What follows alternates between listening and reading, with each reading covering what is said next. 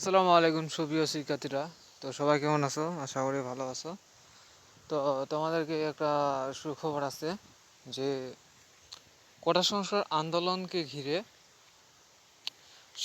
সহিংসত পরিস্থিতির দেশের বিভিন্ন বিভিন্ন কোথাও যদি কোনো এইচএসসি পরীক্ষার্থী আটক হয়ে থাকেন তাহলে তাদের দ্রুত জামিনের ব্যবস্থা করতে রাষ্ট্রকে নির্দেশ দেওয়া হয়েছে বলে জানিয়েছেন আইনমন্ত্রী আনিসুল হক।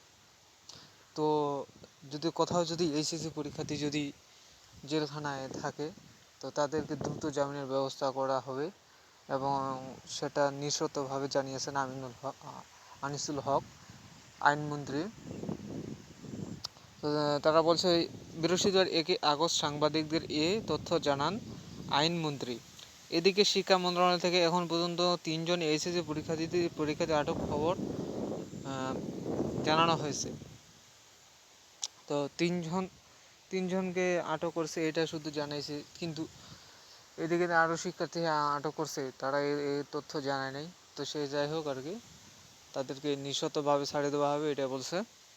তো এদিকে এসএসসি বৃহস্পতিবার এক বিজ্ঞপ্তিতে শিক্ষা মন্ত্রণালয় জানিয়েছে পুলিশ হেফাজত থাকা 3জন এইচএসসি পরীক্ষার্থীদের আইন সহায়তা দিতে আইনজীবী নিয়োগ দেওয়া হয়েছে।